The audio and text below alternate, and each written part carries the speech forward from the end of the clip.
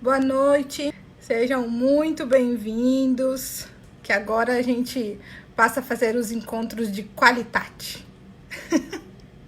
Adorei. Méritos da Thalita Zamunar. Vamos continuar falando de qualidade analítica hoje. E a nossa proposta, para quem esteve com a gente na semana retrasada, que semana passada teve um feriadinho, né? Quebrou a semana. Começou as lives de garantia de validade de resultados. E eu falei um pouquinho para vocês sobre os 4 pilares que regem esse assunto, não só esse, mas toda a parte de qualidade analítica, toda a parte instrumental, que eu comentei com vocês. Para quem não assistiu, está disponível na nossa plataforma, TZF Play, todas as lives, tanto as minhas quanto a do Fá. E então eu comentei com vocês sobre os 4 pilares, que envolve conceito, ferramenta, processos e execução. E com base nesse foco, a gente vai seguir falando um pouquinho hoje sobre os tipos de carta de controle, que carta de controle é uma ferramenta que a gente utiliza na garantia de validade de resultados. E vamos falar também sobre 2 assuntos muito conhecidos na parte ambiental, que é o termo surrogate e o padrão interno, que aí já é conhecido em vários segmentos de laboratórios, né? Ambiental, clínico, farma, food e assim por diante, tá? Então a ideia é a gente trocar uma ideia sobre esses assuntos e como que a carta de controle ela pode ser colocada na rotina. Lembra que o nosso foco aqui na TZF é a gente tem o conceito, tô montando e a gente monta para os nossos clientes várias ferramentas, né, para ser usadas na qualidade analítica, como a carta de controle, por exemplo. E o nosso foco é a gente fazer o processo disso tudo, para que fique mais claro como que a gente vai para a bancada e executa, coloca em prática todo esse conceito em cima de uma ferramenta, tá? Então, fiquem muito à vontade para colocar aí qualquer dúvida que vocês tenham, ou também me mandar pelo direct depois, que essa live, por exemplo, tem um direcionamento aqui especial para a Marcinha que está aqui com a gente, que mandou esse direct, com algumas dúvidas relacionadas a esse assunto, tá? Quando a gente fala de qualidade analítica para os métodos de ensaio na bancada, eu comentei com vocês que a gente faz alguns controles, né? E a gente precisa escolher quais serão esses controles. Então, cada batch analítico, ou cada conjunto de amostras a serem analisadas, as amostras desconhecidas, amostras de clientes, requer alguns controles para a gente garantir que está tudo em ordem, com o nosso método, com o nosso passo a passo da bancada e do equipamento, tá? Não existe uma regra geral que vale para todo mundo, de todos os segmentos, de tudo universal. Por isso que requer a interpretação. Conhecer o meu método de análise, o meu método de ensaio, para entender quais serão os controles necessários para rodar junto com as minhas amostras desconhecidas. Então, isso está sempre relacionado a algum objetivo, tá? O que eu quero monitorar, o que eu preciso monitorar para garantir que aquele resultado de uma amostra desconhecida é exatamente aquele, ele é confiável e eu posso dormir tranquilo e tá tudo certo, tá? Porque, por exemplo, quando a gente vai fazer as análises de ambiental, semivoláteis, voláteis, então são compostos que a gente analisa na água e que a nossa expectativa é que não tenha esses compostos, são contaminantes, são resíduos, né? E se uma amostra não der nada, a gente fica aliviado. E não necessariamente essa amostra não tinha nada. Como que eu garanto que se essa amostra tivesse esses analitos, eu conseguiria ver. E é nesse conceito, né, nesse racional, que entra os termos de surrogates, tá? Então, o que é surrogate? O que são os surrogates? Se a gente pegar o conceito deles, os surrogates, eles são compostos analíticos, né? Analitos, que não são encontrados naturalmente, então muitos são sintéticos, tá? Mas que têm características muito próximas aos meus analitos de interesse daquele método. Então, um exemplo simples, se eu quero analisar tolueno, a gente pode falar como um surrogate, por exemplo, o tolueno D8. É só um exemplo, tá? E como que funciona o uso desse surrogate na rotina?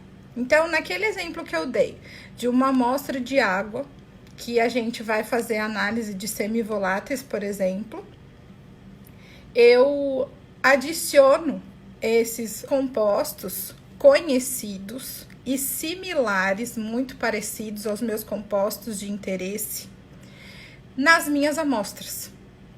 Não só nas amostras desconhecidas, como nas minhas amostras de controle, tá? E são esses compostos, eu adiciono lá no comecinho da rota, antes de começar qualquer tipo de preparo de amostras. E ele vem junto, percorrendo toda a rota, toda a marcha analítica até o equipamento. E eu monitoro essas respostas para entender se o meu processo de extração, se o meu processo de concentração, se o meu processo de volatilização, se ele foi eficiente. E aí eu só tenho que tomar um cuidado, porque esses compostos surrogates, eles precisam efetivamente representar o meu grupo de analitos. Por isso que eu comentei com vocês que ele tem que ter as características o mais próximo possível dos seus analitos de interesse, mas não pode ser o seu analito de interesse. E nem algum composto, algum analito, mas que seja facilmente encontrado naturalmente. Então, a gente adiciona em tudo. Com isso, se a gente quer monitorar esse surrogate lá no final, quer dizer que esses compostos, esses surrogates, terão curva de calibração, assim como um analito de interesse, tá? E por que a gente coloca isso e qual é a segurança que ele nos dá? Quando a gente trabalha com surrogate, a gente tem lá no final a quantificação desses compostos, tal como um analito desconhecido. E o que eu faço com esse valor? O que eu faço com esse resultado? Então, vindo lá do racional, lembra do ciclo de qualidade analítica? Então, o meu método foi validado, eu já conheço toda a performance dele. Já estimei a incerteza de medição, já conheço a faixa que vai se encontrar o meu resultado final. E aí, nós estamos nesse momento no controle de qualidade analítica, tá? E aí, o que acontece? Esse surrogate, ele vem como um composto para nos auxiliar no entendimento se esse método continua sendo reprodutivo dia a dia. E aí, o que eu faço com essas informações do surrogate? Não é monitoramento contínuo? Eu adiciono esses surrogates para verificar se o meu processo analítico está ok. E eu vou fazer isso em todas as amostras e desconhecidas e em todas as amostras de controle. Tá? Depois a gente fala um pouquinho mais nas próximas sobre os tipos de amostras de controle, tá? O que acontece? Esse resultado que a gente vai obter, ele faz parte do nosso monitoramento contínuo. E se a gente escolheu muito bem, né, de acordo com o meu método de análise, a gente escolheu os compostos corretos, eles vão representar os meus analitos desconhecidos. E esse resultado final vai ser em concentração. Lembra que o surrogate tem curva de calibração, tá? e ele é sempre adicionado na mesma quantidade em todas as amostras. Aí a gente processa, tem o resultado em concentração, e esse resultado eu vou avaliar se ele tá bom ou tá ruim, de acordo com um critério de aceitação, tá? E o que tem a ver com carta de controle, Tati? Tati, eu tenho um método multiresíduo, mas não disponho de padrões internos e surrogate para todos. Posso usar o mesmo PI para mais de um analito? Ótima pergunta. Caso a resposta seja sim, qual critério posso utilizar para escolher para quais análogos usar o mesmo surrogate? Ótimo. Então, vamos lá. Eu já vou falar do padrão interno, tá? Na questão do surrogate, a escolha deles tem que estar relacionado às características dos seus analitos de interesse. No método multi, não necessariamente eu vou ter surrogate um para cada analito, né? Eu vou ter um que representa as classes que eu tenho ali, as classes químicas dos compostos, de uma forma que esses compostos que são conhecidos e muito similares a um grupo de analitos de interesse, me dê a resposta, o indicativo de que com aquele grupo tá tudo bem. Lembrando que esse surrogate fez parte do seu processo de validação. Então, você já conhece o comportamento dele e se ele realmente representa aquele grupo, tá? Que seja o início de uma corrida, um grupo de fenóis e assim por diante, tá? E com esses dados de surrogate, a gente vai trabalhar com as cartas de controle. E eu recebi uma pergunta, porque, por exemplo, no caso da Radassa, e assim como vários de vocês que estão aqui, que a gente trabalha juntos, são os métodos multiresíduos de 60 compostos, 98 compostos, 100 e poucos compostos. E aí eu tenho alguns surrogates que vão representando essas classes e vou ter esses resultados. Esses resultados, a gente vai trabalhar com eles na carta de controle. E como? Eles não são quantificados como uma amostra desconhecida? Então, na hora que eu tiver esse resultado, eu vou levar ele para a carta de controle. Lembrando que o surrogate é para todas as amostras. E eu tenho que levar, então, o surrogate de todas as amostras para a carta de controle?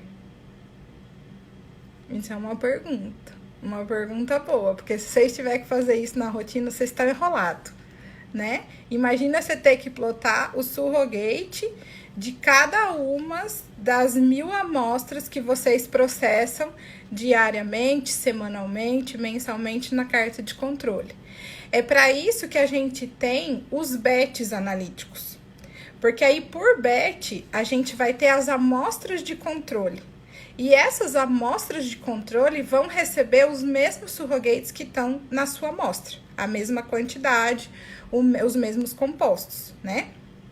E a gente vai monitorar na carta de controle os surrogates das nossas amostras de controle. Então o surrogate na minha amostra eu não analiso? Não é bem assim.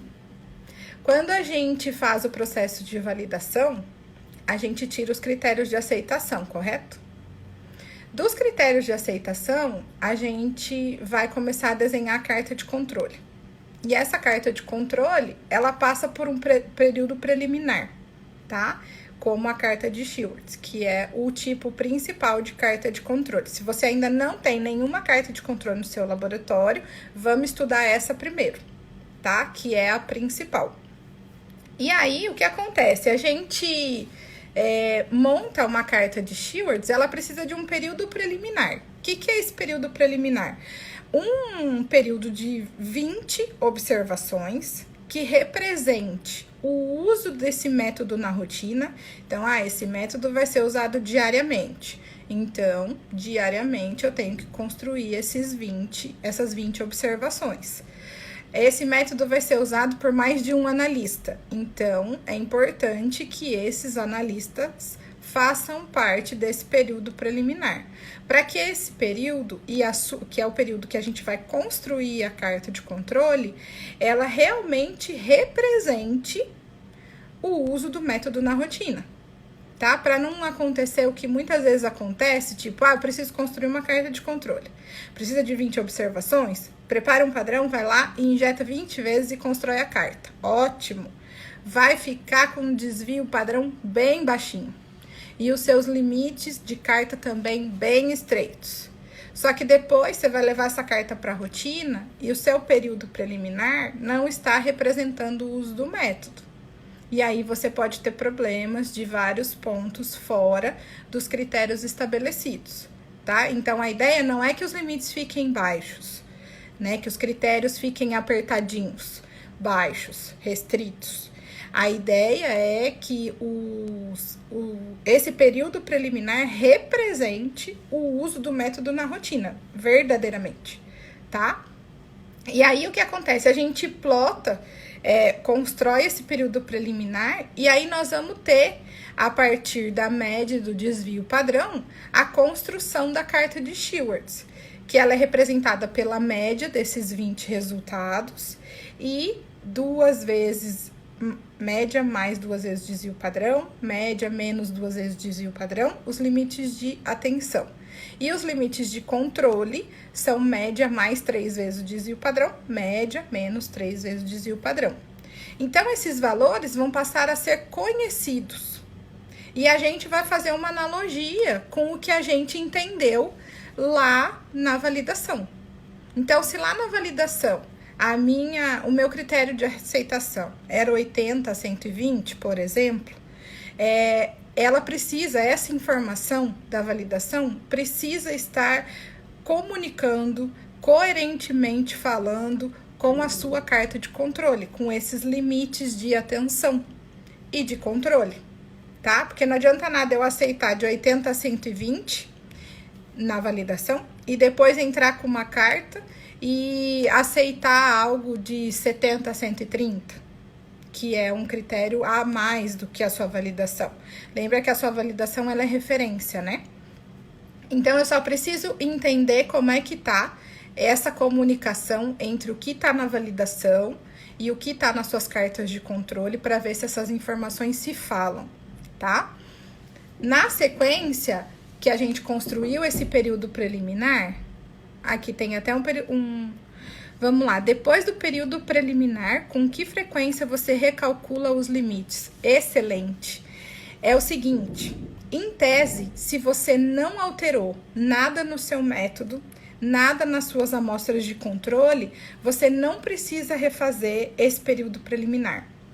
Por isso que a gente usa um período preliminar com um conjunto de dados estatísticos de 20 observações. Tá? Porque se a gente fosse monitorar algo a curto prazo, algo que não fosse tão contínuo a longo prazo assim, a gente poderia trabalhar com uma estatística menor, um conjunto amostral menor, tá? Mas, como a gente está falando que a carta de controle, enquanto o seu método que está descrito lá naquele procedimento tiver em vigência no seu laboratório, está sendo utilizado, trabalhado, e ele não foi alterado nada, aquele período preliminar da sua carta está vigente. E eu acho que a sua pergunta pode estar até relacionada a algo que a gente escuta bastante nos laboratórios. Saiu fora, fecha a carta e abre outra. E aí, na hora que abre outro, começa outro período preliminar. Então, só tomem cuidado com isso, tá? Porque a gente construir outro período preliminar, tem que ter um motivo para isso. Um motivo no sentido de mudança de condições daquele método. Para aí você criar uma nova referência de carta de controle, tá? O fato de um resultado na carta sair fora não quer dizer que eu tenha que encerrar ela e abrir outra. E sim corrigir aquele erro e entender o porquê que ele aconteceu. Porque é um indicativo. Pode ser um problema pontual ou pode ser um problema que ele tá te avisando. Olha, cuidado que você tá tendo um erro sistemático aqui. sempre quando toda segunda-feira o seu resultado dá mais alto, que é, por exemplo, quando tem preparo de padrão e ao longo do tempo vai caindo a resposta. São hipóteses, tá? Tem vários tipos de interpretação aí pra gente fazer em cima das cartas de controle e nós vamos ter oportunidades para falar sobre isso, tá bom? Deixa eu ver mais uma pergunta aqui. Esses limites da carta de controle não deveriam ser fixados de acordo com a incerteza determinada para esse método? Ótimo. O que acontece, Júlio?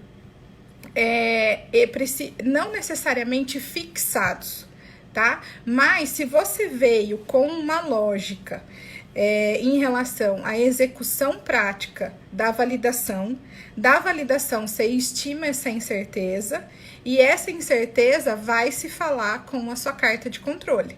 Então, deve haver uma coerência entre os critérios de aceitação da validação, a sua incerteza de medição associada ao método e os limites da carta de controle.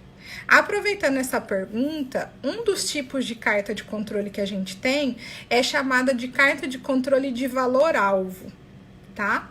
Essas cartas, elas são possíveis de serem aplicadas quando, por exemplo, eu trabalho com métodos normalizados e nesse método normalizado que eu verifiquei no meu laboratório, eu continuei atendendo os critérios que ele mesmo traz na monografia, no compêndio, assim por diante, tá? E aí eu posso trabalhar com esses critérios já pré-estabelecidos e verificados que são atendidos no meu laboratório direto na minha carta de controle. Então, a história dos 70 a 120, por exemplo, dos 80 a 120, desculpa, se isso vier de uma referência normalizada do método que você está utilizando na bancada, não necessariamente você precisa trabalhar com a carta de controle com um período preliminar, construir a carta de controle do zero. Você pode trabalhar com a carta de valor-alvo, colocando como limite mínimo e máximo os critérios da sua referência, que foi verificado no seu laboratório. É uma possibilidade, tá? Quando a gente não tem essa referência, a gente constrói esse racional dentro do ciclo. Validação, incerteza e carta de controle. E eles precisam se falar para garantir que tem essa coerência. Porque senão eu vou contar para vocês. Teve uma época que, logo no começo, quando eu comecei a trabalhar com carta de controle na rotina, a gente, claro, plotava próximo da auditoria interna e para garantir que ali diariamente aqueles compostos estavam ok, estava tudo em ordem com o método, a gente tinha um critério já estipulado, como esse que eu falei para vocês, 80 a 120. E naquela época a minha carta de controle não necessariamente falava com esse critério. Ela era muito menor, o critério de aceitação, mais restrito. Então, a gente ficava naquele embate. Não sei se alguém que tá aí na live já passou por isso e tal, mas a gente processava uma amostra. A recuperação deu 80, tá dentro de 80 a 120? Libera. Vai liberando, vai liberando, vai liberando. E aí, a gente ia juntando os controles e plotava os controles na carta de controle depois de um tempo, né? Assim que desce. E aí, na hora de plotar, alguns controles saíam fora. Só que aí ele tava dentro do critério de 80 a 120, mas estava fora da minha carta de controle, dos critérios da minha carta. E isso acontece, eu ainda vejo bastante isso acontecer em alguns processos, porque a carta de controle não tá falando, geralmente esse 80 a 120 veio lá da validação, e ela não tá se falando, tá? Quando elas não se falarem, tomem cuidado que essa situação pode acontecer aí com vocês, tá bom?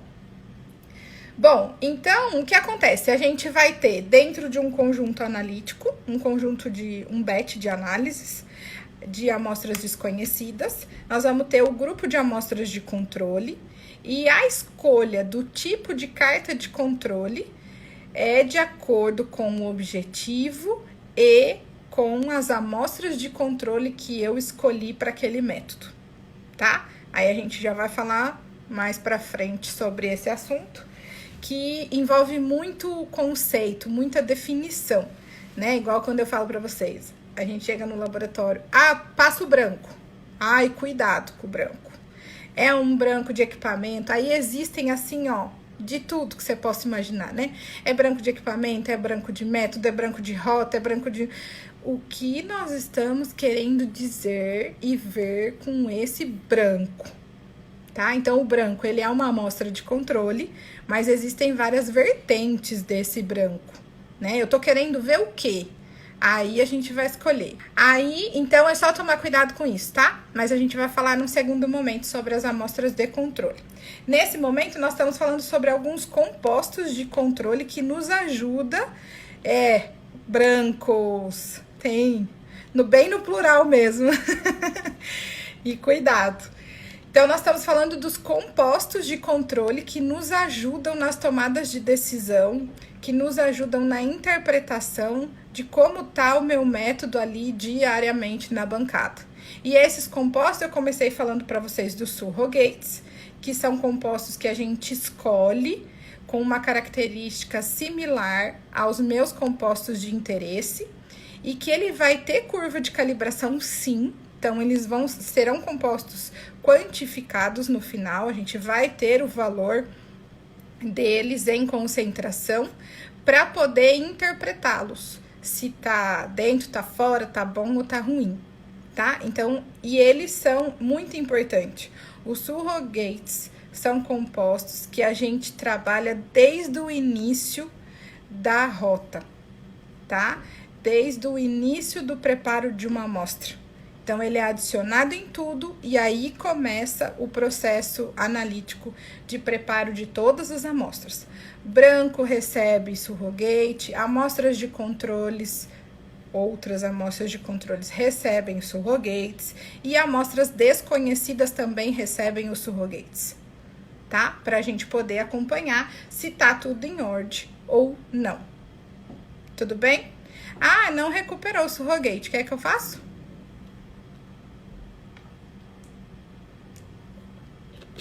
Chorar não vale, então tem que preparar a amostra de novo, para entender se é um efeito de matriz ou o que está acontecendo naquela amostra, tá bom?